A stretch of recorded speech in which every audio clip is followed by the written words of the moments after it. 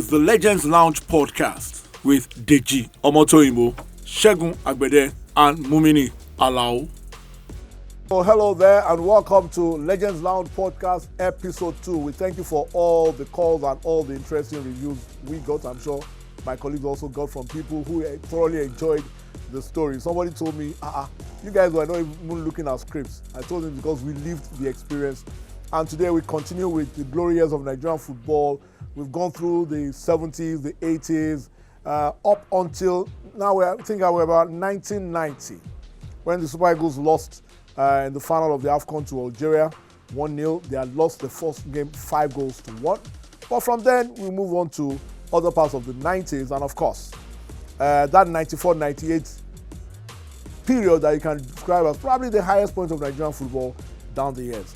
I have my regular co-anchors here. Segun Agbede is here. And Segun, well, I'm sure you enjoyed 94-98. It gave you goose pimples? Goose pimples isn't the word. You know, it was a gradual build-up, you know. Yeah. 88 got to the final. I think it was Cameroon in the final. Yeah. Maroc 88, which for me was one of the most explosive tournaments ever. You know, beautiful football and everything. The likes of Rufai, you know, fantastic vendors. We spoke about it, Brighton Macaro. And then come the 90, disaster start, lost 5-1 to Algeria, and then bounced back and got all the way to the final, lost narrow to them in the final, 1-0. So we were now expectant. So at 92, that was in Ghana. Remember? That was a painful one. 92 was in Senegal. Was Senegal? Sorry. It was Senegal. Yeah. I think he said Ghana because Ghana beat us in the semi-final.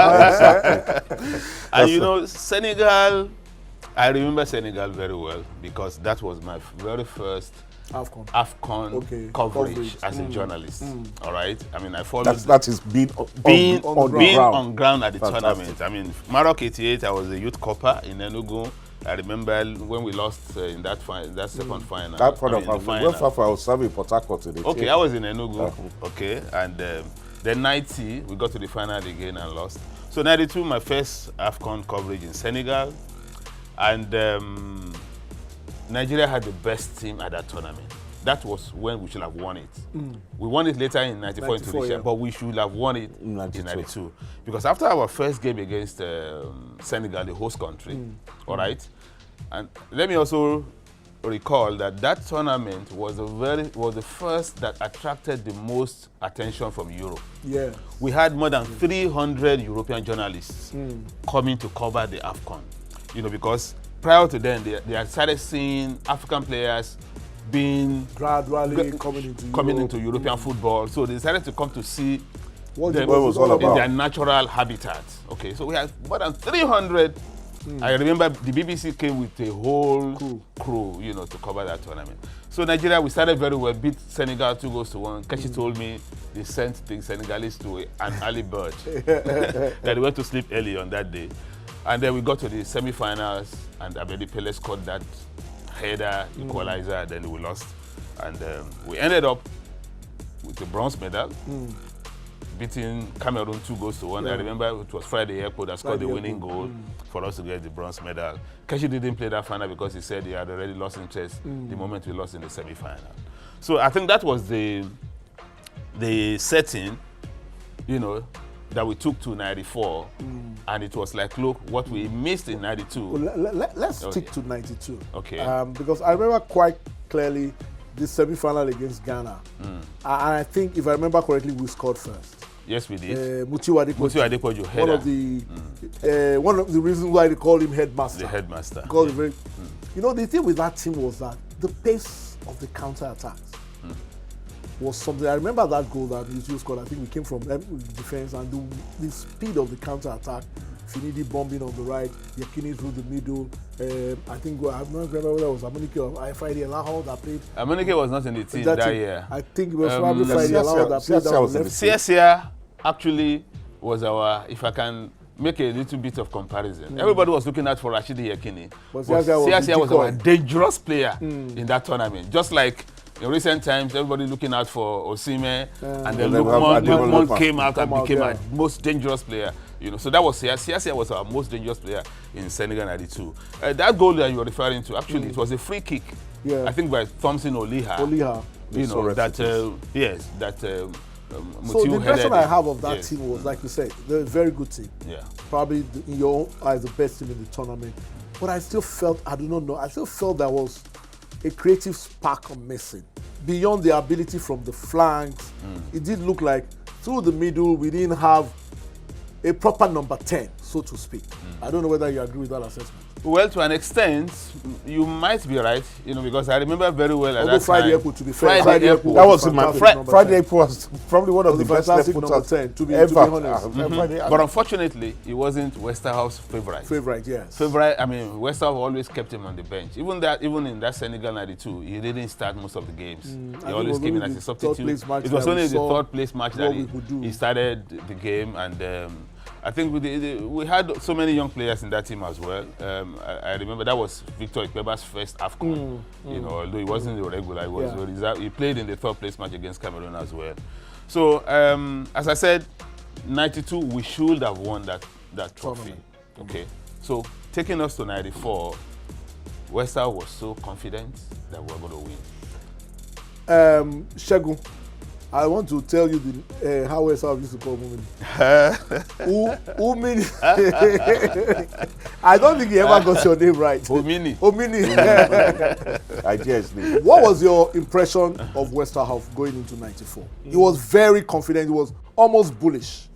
But what was your impression of him going to that 94? You know, I'll say, you know, one thing I really appreciated about our first episode was I'm a bit older than both of you. You get my point. But you guys are generations ahead, and I say this with all due in broadcasting, because That's because you were a Britico before you came.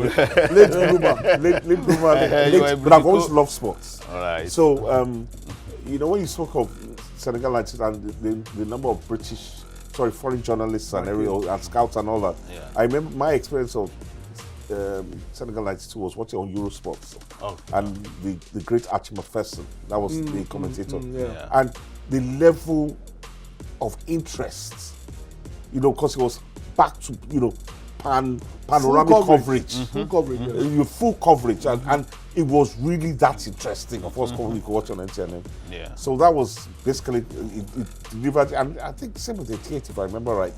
But no, 88 was more NTA. But 92 was like the first. 92 was the one that really brought That African really brought football. African football 88 was to the actually world. the first time any European company would buy the media rights for AFCON. That was 88. Because it was my former boss at DBN that sold the rights that time. Right. But the interest was minimal. 90, same thing, but like you said, 92 is just it was an exploded. explosion. Probably because of the influx of African players going into Europe. Probably because somebody like Abedi Pele was had already won, established. I think it was in 90. When did he win Champions League with Marseille? With Marseille, that was 93. That was 93, but they had gotten to the final. They lost to, I think, Red Star Belgrade. So a few players, Keshi was doing things in Belgium. So gradually that interest was, I think they wanted to find out, like you said, where these players developed. Where did they develop from? Let's go there. And we're proud that it has become probably the next big tournament after the Euros now, in terms of, because I remember the last AFCON, it was done at the same time as the Asian Championship. Nobody talked about the Asian Championship. Nobody cared. Nobody cared about it. It was only about AFCON. So, Mumini, we come to 92, and another set of World Cup qualifiers was to begin in 93. What did you make of Clemens Westerhoff going into those qualifiers for the World Cup? Did you get the impression this is our time? I did.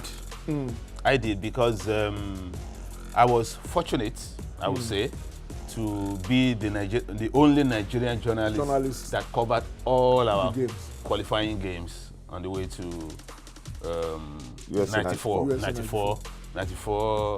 AFCON. AFCON, okay. And the World Cup. So I was able to see Westerhoff working at close quarters. Okay. All right.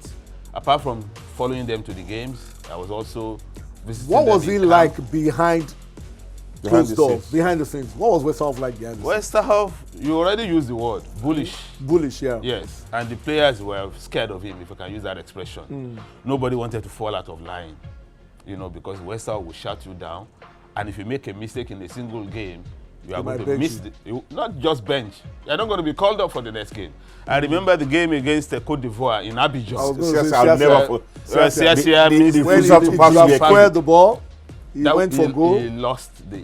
He didn't get back his striking position. I think he had to find a place for him in midfield because Amokachi got that jersey and he didn't release it. I remember Christopher Nwosu was in Cote d'Ivoire. He didn't perform so well. West Ham never called him again. I remember Nwosu was calling me, "Oh, I hear the Eagles are going to play the next game. I've not seen my invitation." West Ham had already dropped him. So the team was full of, very good players. And West Ham was very, very confident. He was in full control. Deji, you remember that he also had access to the chief of general staff. Absolutely. I'll tell you a story. So I met Vice Marshal Ekomoda Ikomu all right. in London at the Notting Hill Festival in 1997. All right.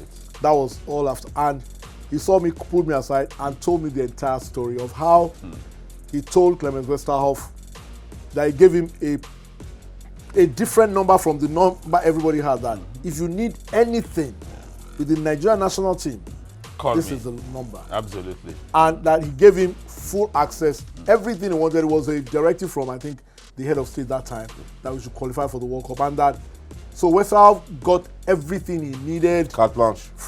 Carte blanche from the number 2 man in government. And luckily, he was also a very, very an avid sports fan. An avid football. I'm not sure about sports, but I know for football, yes. It may have been, but his love for football was rabid. So, Segun, for me also, the 93, I think that the first time I was in the studio, I told you guys, was after the Cote d'Ivoire game, when we lost. Okay. And that loss was such a dent. Because, we were with Algeria, Cote d'Ivoire, I can't remember the other. The final qualifying round, it was Nigeria, Cote d'Ivoire, and Algeria. The three of us. Only 3 of us. And one will qualify. One will qualify. So we were with 2 teams. You know who were? Cote d'Ivoire, I think Cote d'Ivoire won 92. They won the AFCON in 92. Yes. They beat Ghana in the final. Algeria was, of course, you never can write. They have been to the World Cup and all that. So it was really a tough team. It was really a tough group. So my question to you was that, did you have the feeling that, like I asked Mumini, it was our time, West Ham had enough, we had enough?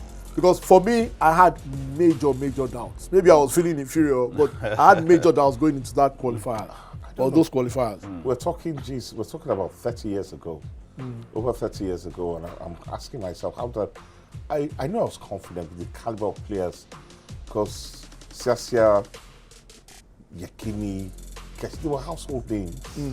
Amokachi, Amonike, I mean, Benny Roja, these were guys, we saw what they were doing, Rufai, we saw them, we were following them, and I had that belief that our boys were literally unbeatable.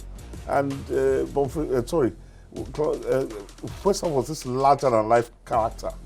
I had the pleasure of meeting him years later down the line, not when he was in office, so to speak. And it's something maybe I'll ask Mumini, what was the interplay? Is it true that, who was the brains of that duo? Was it Westerhoff or was it Bonfrey Joe? Absolutely, it was Westerhoff. It was Westerhoff. Absolutely, Westerhoff. The media, we love to sensationalize. Absolutely, and create a crisis where there's no crisis and all of that. So Bonfrey was the trainer. Okay. It was Westerhoff that brought I know the story. So Westerhoff picked the team, he determined the tactics, and that's why when we finally lost against Italy at the World Cup, the players were blaming Westerhoff, and even Bonfrey was blaming Westerhoff, that if he was in charge, his substitutions would have been different. Okay, and remember, we in the media, we also always said it was Keshi that was picking the team and the rest of them, Keshi told me, he said, Mumini, Westerhoff. He's a very stubborn man. When you guys report... No, Westerhoff doesn't strike me as the kind of person that you dictate to. It's not possible. Because he picked the team and I absolutely. But what I loved about Westerhoff really was his supreme confidence. Because we ask ourselves, what was his background anyway? I don't think he really had a highfalutin coaching career. I don't think he had that much success. It was literally with all due respect, a journeyman. This is that you said is like the first person, or maybe the first foreign coach that actually believed in Nigerian players more than Nigerians. Because I remember he was so bullish, so confident, like going to that. I was like, so I said, okay, let's wait and see. I'm not sure whether that Cote d'Ivoire game was our first game, but then we lost it. During the qualifiers, you mean? The away game, yes, during the qualifiers. The away game. That was our first game during the final qualifiers. So we lost that, and that was a big blow. But over to the national stage. But it's a game we should have won anyway. And that's, it's about performance and results. And results, yes. We put in a good enough performance to win the game. Moments. Siasia made a mistake. I mean, then we were punished for it. Yeah. Now, coming to the national stadium, I think the two games against those two countries, if I'm not mistaken, ended up 4-1, 4-1. Absolutely. And they both scored first. Yes. Segun, let me tell you a story about Mumini. The game where JJ's legend started was against Algeria in the qualifiers. And I think they had scored first. We had considered a goal. Then there was this free kick. That free kick. There was that free kick by JJ. That free kick. There was this free kick by JJ, and I think the goalkeeper did not move. He didn't move. And he actually scored. I was watching on TV. I didn't believe. I was me too. I was like, did that go in? Why were people jubilating? Did that go in? The next day, maybe Mumini also became a legend there. Mumini's headline: Okocha plays God. That was the headline. Complete sports the next day. So, what were your thoughts? Because then we went on to win 4-1. Same thing with Cote d'Ivoire. I think we considered first. Wilfred had born a very God bless his soul. Yes, and then we scored 4 goals. And somebody, Westside was I was at one conference where Westside was like, Nigerians were complaining. Somebody asked him a question. He said, in his smattering English, he said, Ivory Coast come, collect 4. Algeria come, collect 4. When Nigeria, they were saying, okay, said, Nigeria no play well, Nigeria no play well. Cote d'Ivoire come, collect 4. Algeria come, collect 4. And Nigeria no play well. When Nigeria play well, when they score 7, he was confused. Like, what are people saying? Nigeria don't play well, we're winning. But those games, I think what West Ham did was, it made the players believe also in their own abilities. That no matter what happens, because the way they will recover from those two games, in the past, a Nigerian team goes behind at home, jitters, crowd trouble, crowd getting on their nerves and all of that. It happened with Algeria, it happened in the past. But the calmness and the authority and the confidence to get back, what did you make of all of that? I think the fact that Westerhoff was also taking some of the players to Europe. Gradually. Although Keshi, Siasia, they were already there before he came. But Benny Roha, Uche Okechukwu, Daniel Amokachi, Aloy Agu, Finidi George, all of them had the handwriting of Westerhoff, all right? Because as you rightly said, he knew about the talent of the players, but he also knew that they needed exposure, okay? And he was taking them to Europe. There was a problem between him and I on that issue. Okay, because we wrote a story on it and he wasn't quite happy about it, but that's another story entirely.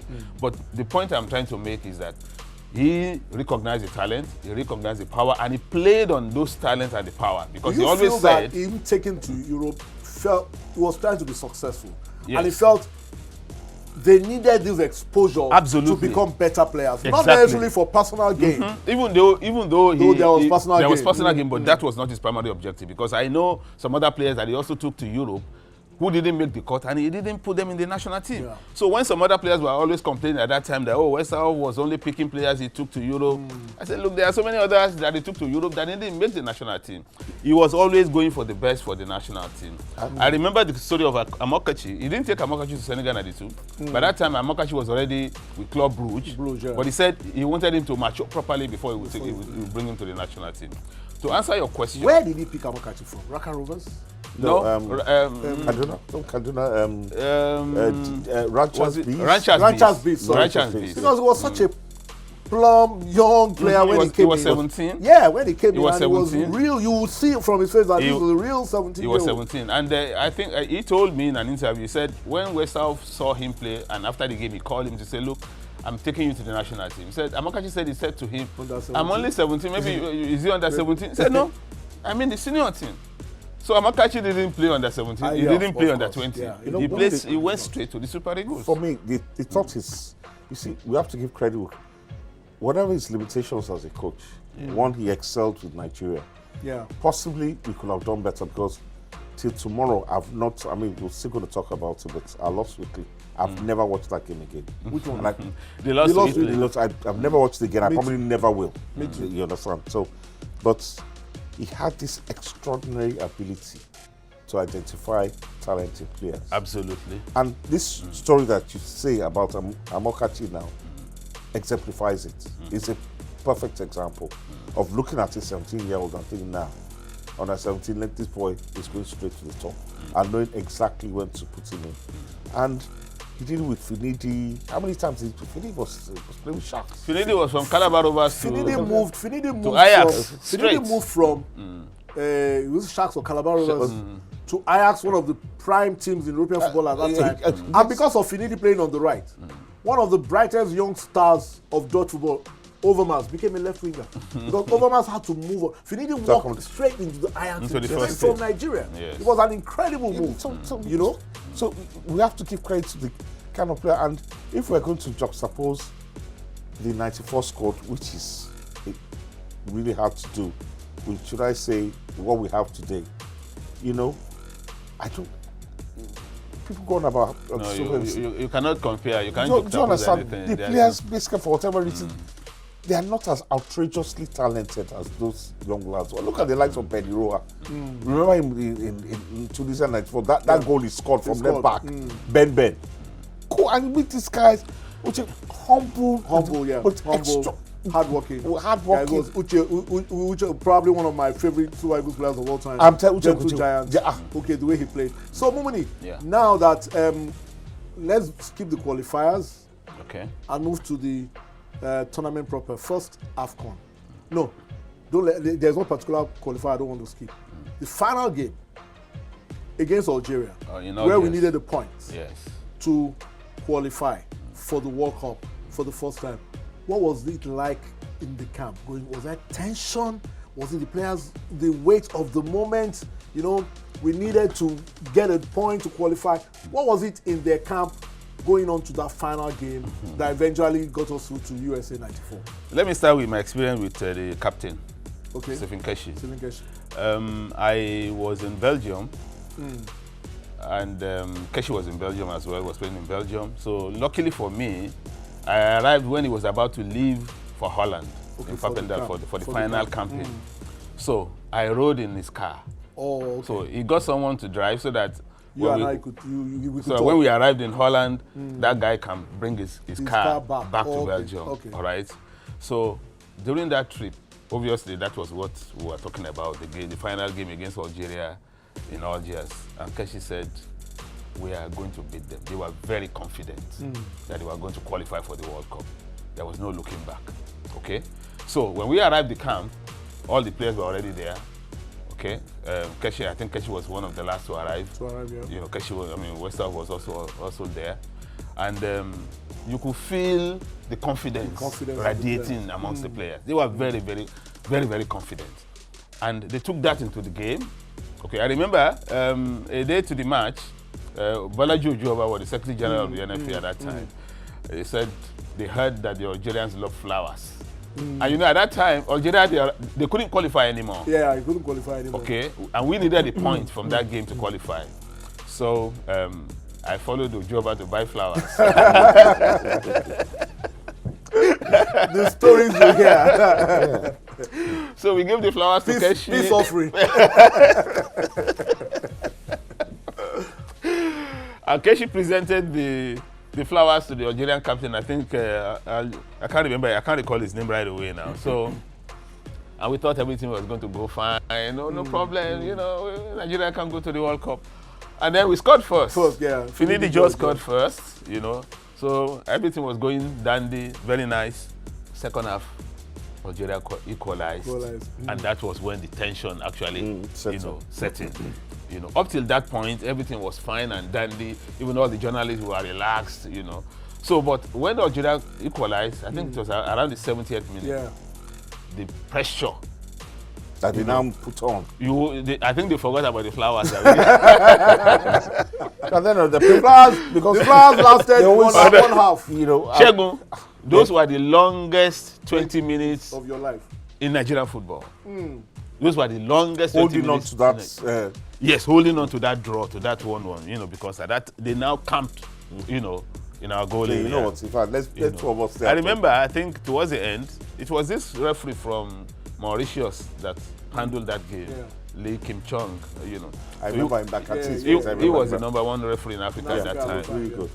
So, 98th minute, we were waiting for the final whistle, and Westerhoff went to the sideline, and he was shouting at the referee, "Referee, don't spoil everything now.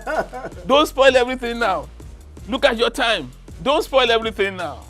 And then the final whistle came, and Westerhoff ran into the pitch like a madman. "We go to USA. We go to USA." How did it we feel go to USA. for you personally, having endured the pains of 77 and 81 and 89 to finally be at that spot in that moment when Nigerian football made history?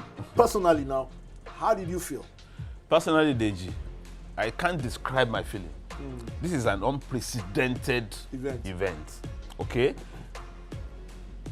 You didn't have anybody to copy, you know, in terms of how to report it. Yes. Okay. Yes. So my feeling was, if it was possible for me to divide myself into like 22, so that I could talk to each player, you know, immediately on that moment. So I was running with my tape recorder, I was moving from one player to just to get their immediate reaction to that unprecedented achievement in Nigerian football. So it was a night of glory. Well, how Segun, where were you at that point? Do you remember? Where were you at that point in time? I did this Obodo Lagos. Definitely would have watched the game and all.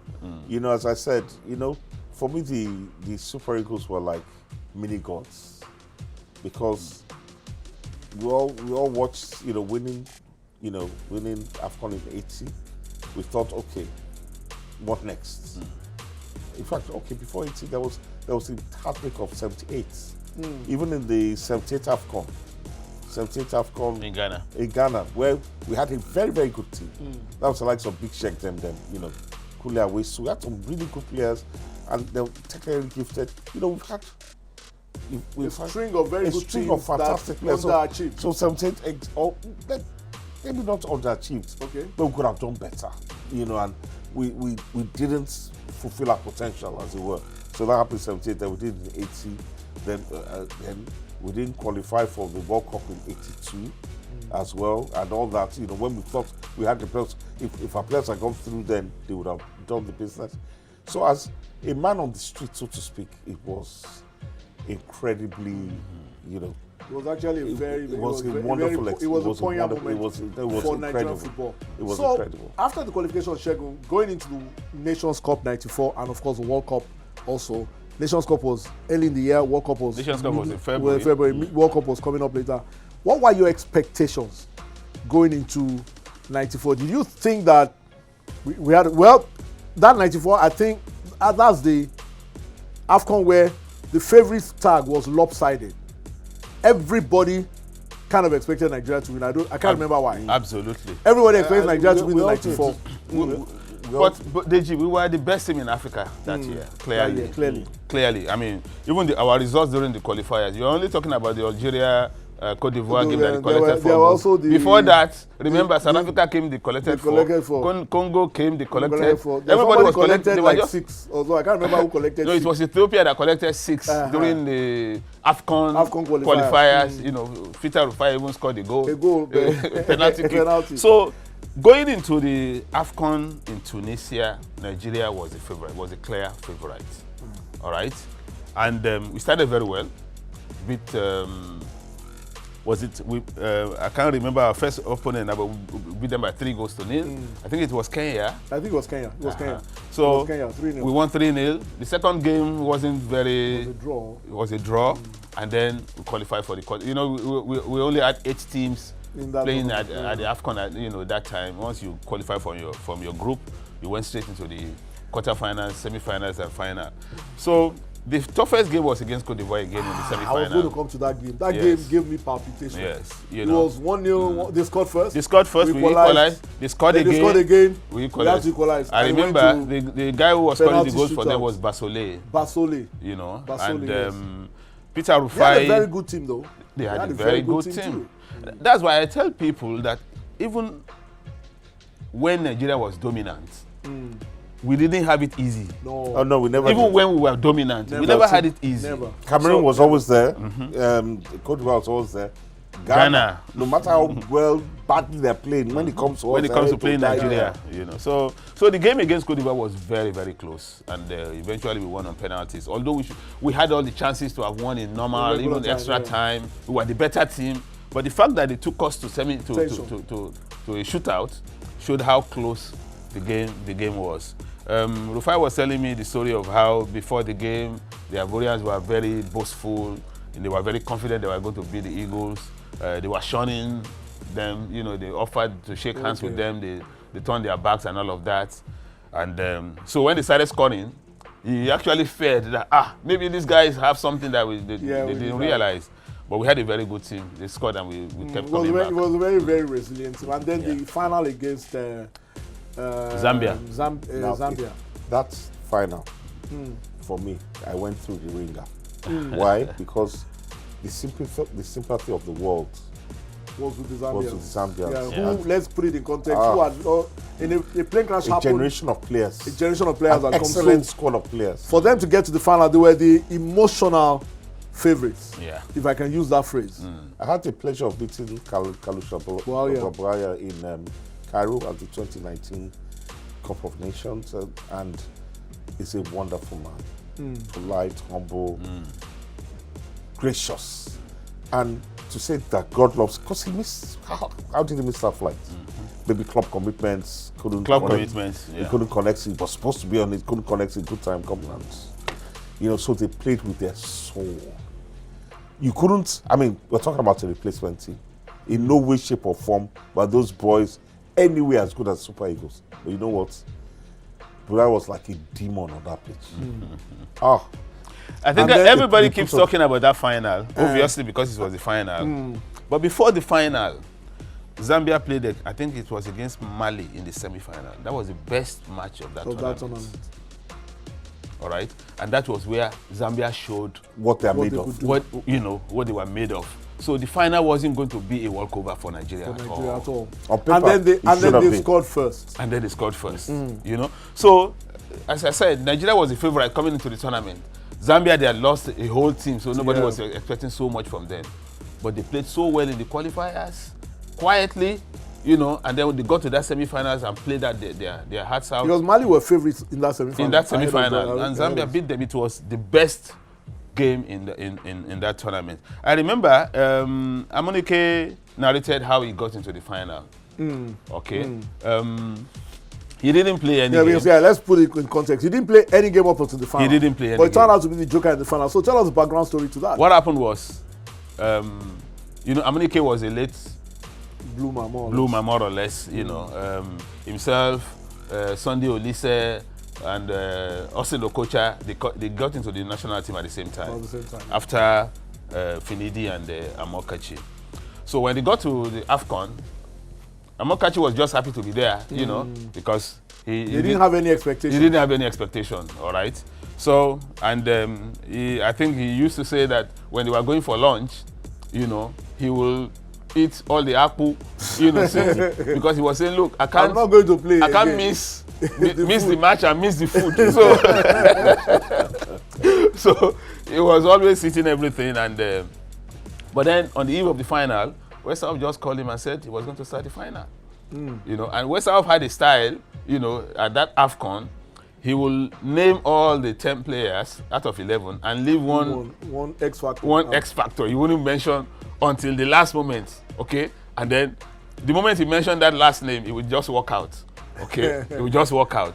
So for the final, after he mentioned all the players, he left one position, you know, empty on the board, and somebody now reminded him, Coachy, one more player. You know, he deliberately did it. You Yeah, know, of did course. that. He did as if he forgot, and then he said, "I'm okay. I'm on the K." And then he walked out. And he walked out. You know. So more or less, Westerhoff knew that he had a very good team. He knew he had very good players, and he knew they had could do the options. business. So he could call on them, you know, at any time, and they would deliver. He was very confident, you know. And as I said, once you make a mistake, you don't get a second chance. Remember, in the semi-final, Nduka Agbede was a substitute for. Was it the semi-final? Actually, the final. It was a substitute for Okocha, and then he was supposed to hold on the midfield, and he couldn't do it properly. That was what cost not going to the World Cup. his place in the World Cup for Westerhoff. And I was very upset, you know, because Agbede would have been the first home base player. Under 17. No, the that first played player. under 17. Yeah, Under under 20. 17 World Cup, Under under 20 World Cup, and senior World and Cup. senior. He would have been the first player in the whole world. So I wanted Nigeria to have that record. Yeah. But Westerhoff wasn't going for any sentiment. No sentiment. No sentiment. So he just dropped the That's Agbede. all was ruthless. Segun, the performance of the team winning AFCON, the way they played, even though the matches, the semi-final and final were tough games. Semi-final came back twice, won on penalties. Final had to come back against a very dogged and resilient Zambian team. But eventually they Elijah Litana. That's what Elijah Litana, fantastic player. they pulled it out. So going into USA 94, I've always had this feeling that you go to the World Cup to pay your dues. That most teams go to the World Cup at the first time. But we had, what gave us, I remember all us Nigerians, we all had a lot of confidence going into the World Cup about the Super Eagles. And even though we were playing the team with Bulgaria, Argentina, Greece, we had a lot. It was as like Westerhoff's bullishness had permeated the entire country. Was it his bullishness or his ability? Or the confidence we saw in the team, or we had in the team. It was the ability. Uche Kwechukwu, there's Uche Okafor. Chidi one who came into the team. Chidi Wanu one was the best libero That's my point. in Belgium at that Do you time. understand? This who had heard of Chidi one, but That's how I had a way of spotting them. there's though. a story from one of the players who said Chidi one against Argentina. He looked at Maradona and said, "I will kill you today." So, they didn't fear anybody. Let me tell you about Chidi Wanu. Chidi Wanu was playing for Anderlecht. And Anderlecht, you know, they were the top team in Belgium at that time. They were, you know, always winning the league and representing Belgium in the Champions League. So Chidi Wanu had played against all the top players in Europe in the Champions League. So no fear. So he had no fear at all. He was confident. Of himself. Yeah, you know. And you know, Chidi, if you meet Chidi, you know, Chidi he wasn't as tall as Uche Okechukwu or Uche Okafor. or Uche Okafor, you know. He was very stocky, full of muscles. All right? If Chidi hit you, you feel it. If you hit Chidi, you would be the one to feel it as well. So, and that was the Yoroa on the left, although Yoroa got injured in some of the early games and he had to be replaced by Emenalo. Okay, Eguavon on the right. Okay, we had Chidi and Gentle Giants in the middle. Okay, Keshi couldn't play the game against Italy because he was injured. You know, and then in the midfield, Finidi was there, Okocha was there, Olise was there, Oliha, Mutiu Adepoju up front, Amokachi, Rashidi And the embarrassment of breaches. You know, that opening game yes. at the USA 94 was against Bulgaria. And Bulgaria were, of course, one name jumps out, Hristo Stoichkov, Yes. who had won, I think Hristo Stoichkov won the Ballon d'Or. I think, and won Champions League with Barcelona. Yes, himself and Romario were the top strikers for Barcelona in European football. For Barcelona, you know, going to that World Cup. Now, into that, I think they won the. I'm not sure they won the Champions League '93 or '94, but they had won the Champions League before, prior to USA '94. Now, for me, I don't know the game against Bulgaria. If you take it one game at a time, not even Spain '82, the game against Bulgaria is the best performance by Nigerian national team I had ever seen. Because it was, especially the first goal that Rekini, the first goal, You know, that team had a knack of, they are playing at a slow pace. Then they just pick it up. And that's what happened with that goal. They just picked it up, ball to the flanks and all of that. It was such a fantastic performance, beating Bulgaria 3-0 in your first ever World Cup game. I remember, Deji, everything could have gone wrong in the first 15 minutes. Yeah. If not for Peter Rufai. All Won't say. Because when you talk about the stage fright, playing at the World Cup for the first time, even though you had the confidence, you had the ability, you have the talent, the stage fright, you know. I mean, it's a different level. So we had that stage fright for the first 10, 15 minutes. We could have been 2-3 goals down. All right. I remember there was a clearance up the line. Off the line. I remember, yes, Peter Rufai making a fantastic save. I remember, you know, so, but then after that, we weathered the storm, we calmed down. We started playing our own game. We started playing our own game, and those explosive runs on the wings. And in my opinion, that is something that is missing in the Super Eagles of today. Okay? I think because we have now copied this tiki-taka, playing from the defense, slow movement, okay? And for an African team, what the Europeans get scared of is our physicality and the pace. And the pace. Our physicality and the pace. But unfortunately, we have now decided to adapt our own game to the because European most game. of our players are playing in Europe. So that is something we need to recover. We need to recover, yes. If we want our own natural way of playing. We'll have to go back to our own. No, because remember that team, it was what are you talking about? Finidi on the right, Amunike on the left, Yekini on. Once they go on the counter, and those three are unstoppable. And Amokachi is in the mix. They are somewhere. unstoppable. West Ham used to say the reason he wasn't picking Okocha was because he didn't have the pace, yes. Was because he didn't have the pace. He didn't have he the would say, pace look, and the speed of thought. West Ham will say, Okocha I will have the ball. fast attackers. I have fast attackers. I need the ball released early. And then Rashidi also will say, look, he will tell Sunday Olise, Juicy me. Juicy what you just put it in front. Sunday, juicy me. So I think we are missing that factor. Because you see, the way football is played right now, and honestly speaking, I mean, for me, it's becoming boring.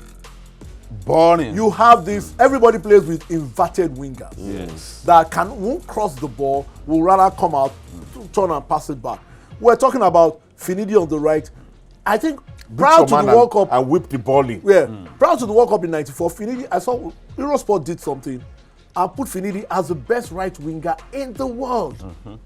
Because of his, you know, the crosses, Finidi's crosses. Yes. If you remember, the third goal was a cross by Finidi, headed in by Amunike on the other flanks. The two wingers, and of course, the skill and Siasia in the middle, Amokachi's bullishness. You know, one time. Everything. West Ham at the national stadium, West Ham say, why they boo Daniel? Why they boo Daniel? So I said, no, they're not booing Daniel. Anytime he touched the ball, say, the boo. So it was like, he thought they were booing. I said, no, he's like, oh, the boo. You know, just on the side.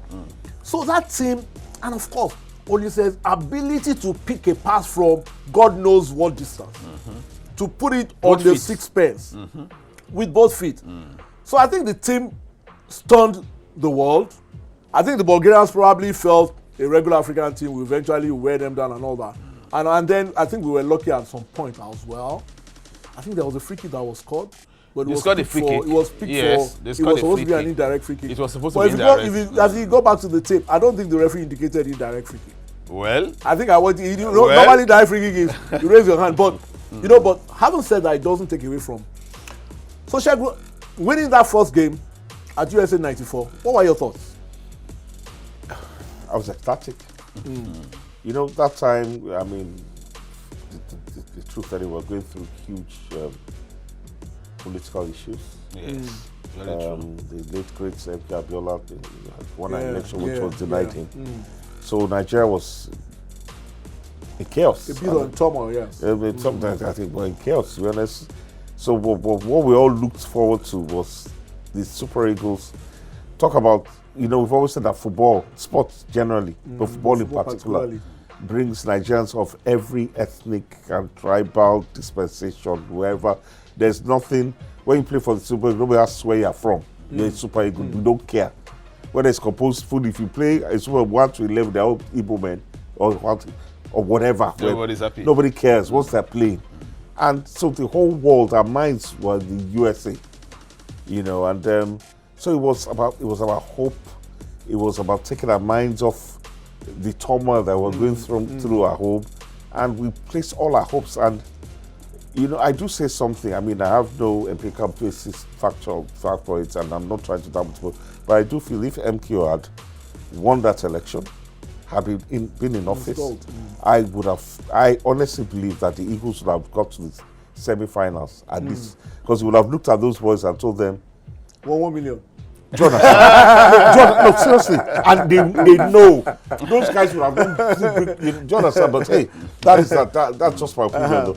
But as a Nigerian, a man on the streets, I mean, I literally put all my eggs in the Super Eagles basket. Because what we saw, and what am I talking about? The whole of Africa. How many African teams were at that tournament? Three. But everybody, The focus every was on black Nigeria. person in We the were world. the African champions. And I think Was was that the year we were ranked number 5 in the world? We got to number 5. Number five about. in the We got to world. number 5. Yeah. Wow. The Heady highest heights. ever. Most entertaining Really heady team. heights. We So the first game, done and dusted. Second game against, was it? No. Argentina. Second game was Argentina. Argentina. And that's where a little bit of inexperience at that naivety. stage showed. Because Argentina was pure, because we scored first, terrific goal by Siasia.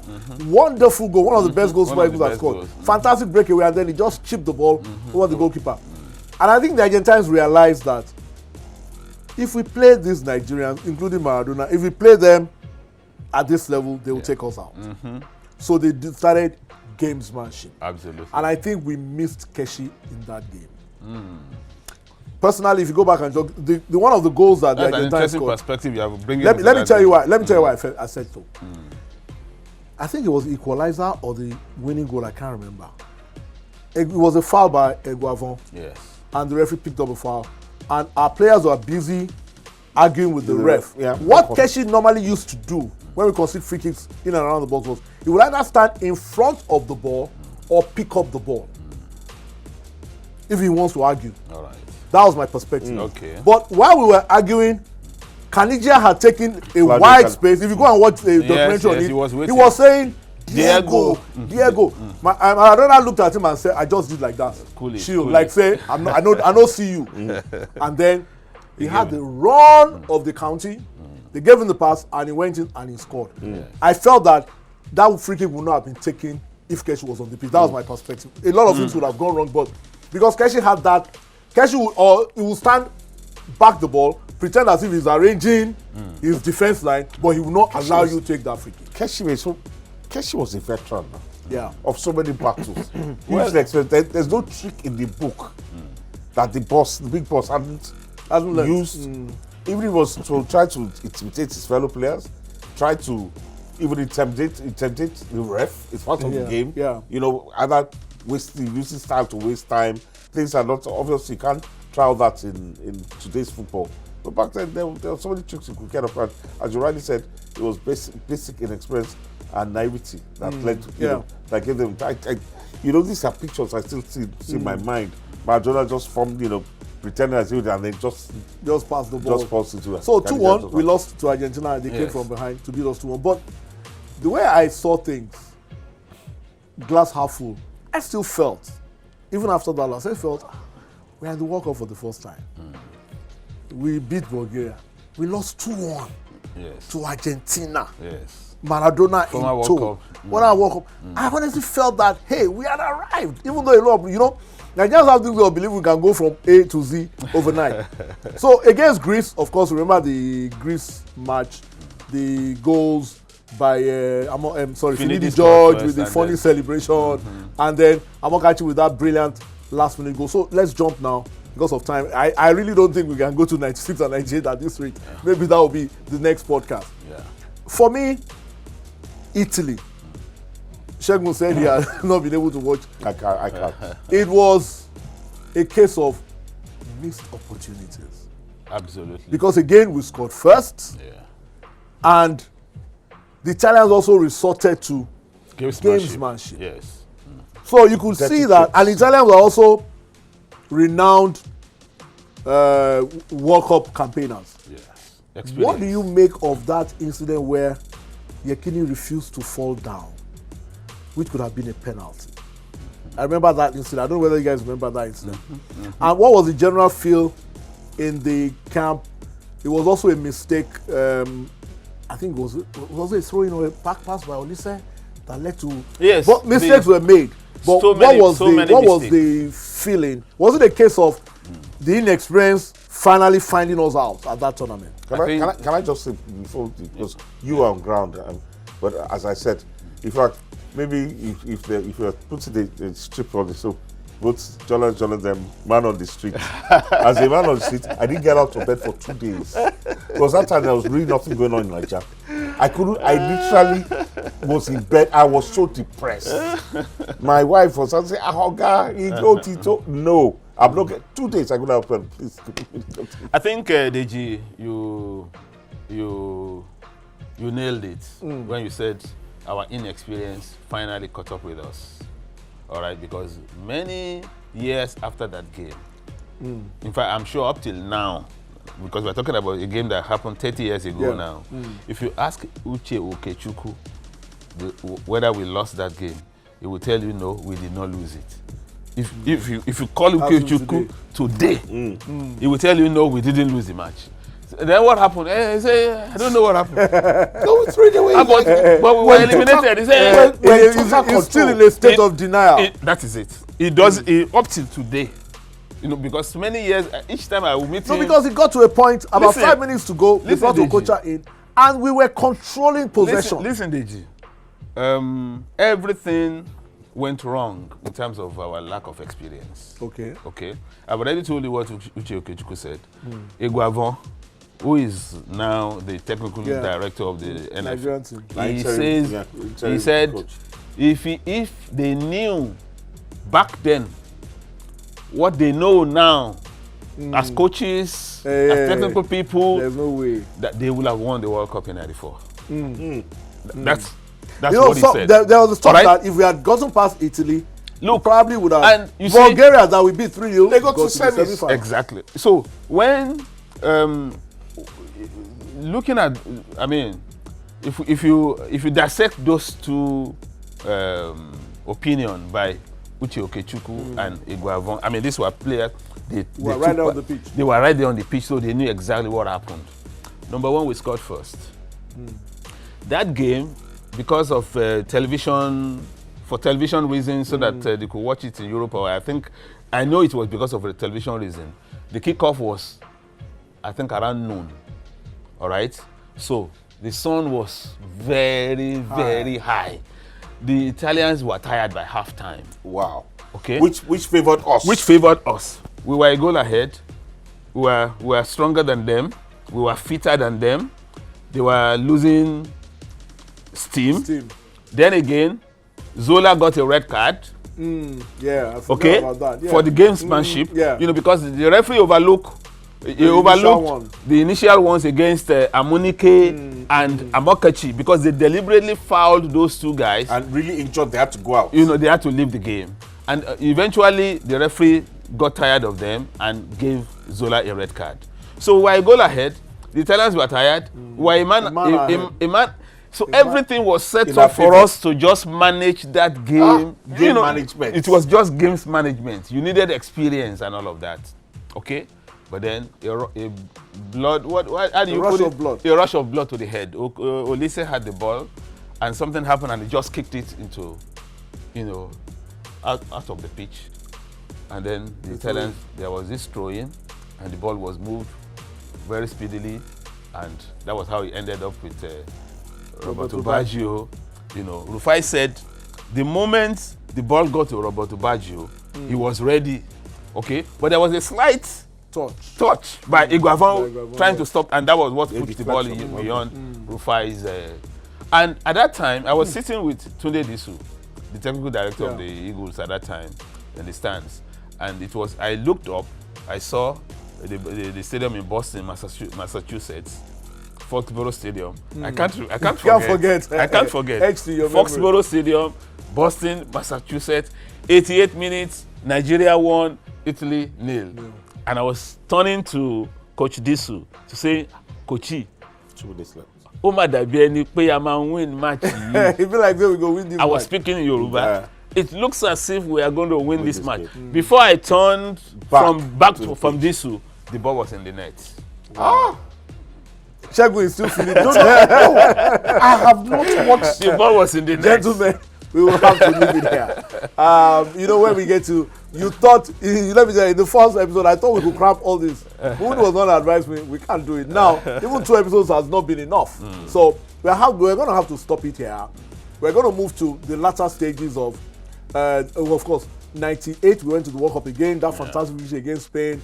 Then, of course, the fantastic, he was there again, 96 Olympics in Atlanta, where I had some experiences to share as well locally in terms of how the Super Eagles won that. I mean, sorry, they call the Dream Team. The Dream Team. Won that Olympic Gold medal. gold. So, we've navigated another round of discussions about Nigerian football, the glory years. We're going to have to end it here on the podcast for today. Join us in the next episode where we'll conclude the 94-98 glory years of Nigerian football. Coming up in the future, a lot of legends of Nigerian sport will be with us on the podcast. We'll be bringing them on to give their perspective. For those of them, just like we brought Mumini in today, they were on ground, they were actual participants in some of these events. I'll be bringing them on they're actually the legends, not us, on the Legends Lounge podcast. Thanks for joining us for this episode. We'll see you next time. Bye-bye. That was the Legends Lounge podcast with Deji Omotoyibo, Segun Agbede, and Mumini Alao.